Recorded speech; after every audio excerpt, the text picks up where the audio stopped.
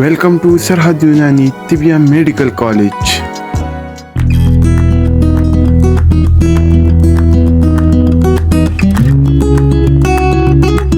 ہم اپنے آج کے لیکچر میں مختلف جڑی بوٹیوں یا قدرتی دواؤں کو حاصل کرنے کے مختلف اوقات، ان کے موسم اور طریقہ کار کے بارے میں سیکھیں گے۔ تو آگے بڑھنے سے پہلے میرے یوٹیوب چینل کو لائک کریں، سبسکرائب کریں اور بیل آئیکن کو کلک کریں تاکہ نئی آنے والی ویڈیوز کے نوٹیفیکیشنز بر وقت آپ تک پہنچ سکیں۔ چلیے بڑھتے ہیں اپنے آج کے لیکچر کی جانب اور سیکھنے کی کوشش کرتے ہیں کہ قدرتی دوائیں اور ان کے مختلف حصے کن اوقات میں، کن موسموں میں اور کس طرح سے حاصل کیے جانے چاہیے۔ جیسا کہ آپ کے علم میں ہے کہ قدرتی دواؤں یا جڑی بوٹیوں کے مختلف حصے بطور دوا استعمال کیے جاتے ہیں۔ کچھ جڑی بوٹیوں یا قدرتی دواؤں کی صرف جڑیں بطور دوا استعمال کی جاتی ہیں، کچھ کے پتے استعمال کیے جاتے ہیں، کچھ کے پھل، بیج یا چھال استعمال کی جاتی ہے، کچھ کی ٹہنیاں اور گوند استعمال کیا جاتا ہے، جبکہ بہت ساری ایسی جڑی بوٹیاں اور قدرتی دوائیں بھی ہیں جن کے تمام حصے بطور دوا استعمال کیے جاتے ہیں، یعنی ان جڑی بوٹیوں کی جڑ، چھال، پھل، پھول، بیج،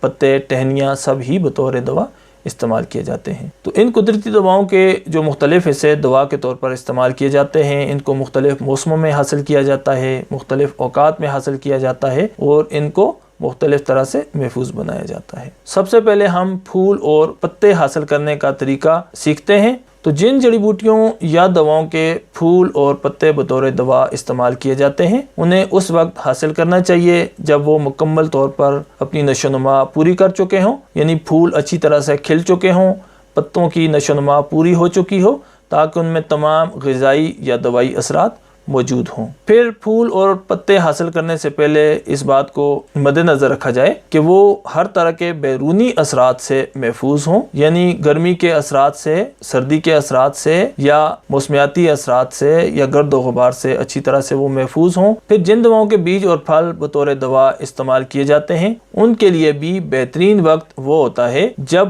پھل درخت کے ساتھ پک چکا ہو اور اسے درخت سے ہی حاصل کیا جائے، یعنی پھل اور بیج اس وقت حاصل کیا جانا چاہیے یا اس درخت کا یا اس پودے کا حاصل کیا جانا چاہیے جس کا پھل درخت کے ساتھ ہی پکے، درخت کے ساتھ ہی تیار ہو، پکنے سے پہلے اسے نہ اتارا گیا ہو۔ ایسا پھل اور ایسا بیج مکمل ہوتے ہیں اور ان میں تمام غذائی اور دوائی اثرات موجود ہوتے ہیں، اور ایسے پھل اور بیج کو جب دوا کے طور پر استعمال کیا جاتا ہے تو وہ بہترین نتائج بھی مرتب کرتا ہے۔ اسی طرح سے جن جڑی بوٹیوں یا پودوں کی جڑیں بطور دوا استعمال کی جاتی ہیں، ان کا بہترین وقت وہ ہوتا ہے جب ان پر پھول اور پھل نہ لگے ہوں، یعنی جن دواؤں کی جڑیں بطور دوا استعمال کرنی ہوں انہیں پھول اور پھل لگنے سے پہلے ہی نکال لینا چاہیے، اچھی طرح سے صاف کرنا چاہیے، سایہ دار جگہ پر یا جن جڑوں کو دھوپ پر خشک کرنا ہو انہیں اچھی طرح سے خشک کر لیا جائے۔ اس کے لیے جو بہترین موسم ہے وہ موسم سرما کا ہے یا خریف کے موسم کا آخر ہے۔ تو جن جڑی بوٹیوں کی جڑیں دوا کے طور پر استعمال کی جاتی ہیں ان کو سردیوں میں حاصل کیا جانا چاہیے، پھول اور پھل لگنے سے پہلے ہی نکال لینا چاہیے اور اچھی طرح سے خشک کر کے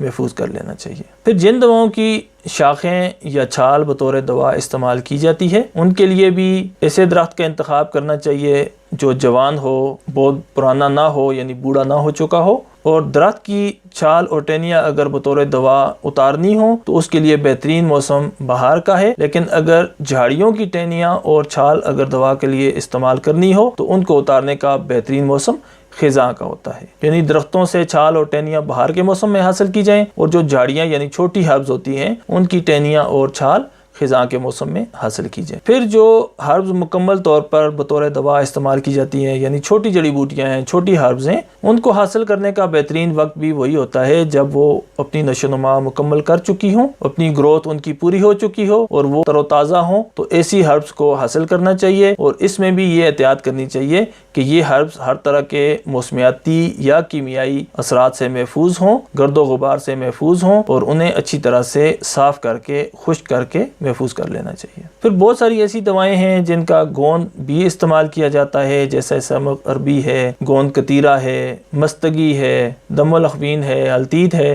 یعنی بہت ساری ایسی چیزیں ہیں جو مختلف جڑی بوٹیوں کے گوند ہیں اور ہم انہیں بطور دوا استعمال کرتے ہیں۔ تو جن پودوں سے یہ گوند حاصل کیے جاتے ہیں اس کے لیے بھی ایسے درخت کا انتخاب کیا جانا چاہیے جو جوان ہو، جس سے زیادہ گوند حاصل کیا جا سکتا ہو، اور اس کے لیے بہترین وقت صبح سورج نکلنے سے پہلے کا اور شام کو سورج غروب ہونے سے بعد کا ہے، یعنی ان اوقات میں زیادہ گوند حاصل کیا جا سکتا ہے، اور گوند کو اتارنے کا صحیح وقت وہ ہوتا ہے جب اس درخت یا اس پودے کے پھول گرنے لگیں۔ اسی طرح سے کچھ حیواناتی دوائیں بھی ہم استعمال کرتے ہیں، یعنی مختلف حیوانات سے، مختلف جانوروں سے بھی ایسی چیزیں حاصل کی جاتی ہیں جو بطور دوا استعمال کی جاتی ہیں۔ تو حیوانی دواؤں کو حاصل کرنے کے لیے بھی ایسے جانور کا انتخاب کیا جائے جو جوان ہو، صحت مند ہو، تر و تازہ ہو، اور وہ ہر طرح کے مرض سے محفوظ ہو، کیونکہ اگر اس میں کوئی مرض ہوگا تو جب اس سے حاصل کردہ دوا کسی صحت مند آدمی کو کھلائی جائے گی تو اس میں بھی وہ مرض منتقل ہو سکتا ہے۔ اس کے ساتھ ساتھ اگر وہ دوا آپ کسی بوڑھے جانور سے حاصل کر رہے ہیں یا کسی لاغر و کمزور جانور سے حاصل کر رہے ہیں تو اس میں وہ تمام غذائی یا دوائی اثرات مکمل نہیں ہوں گے۔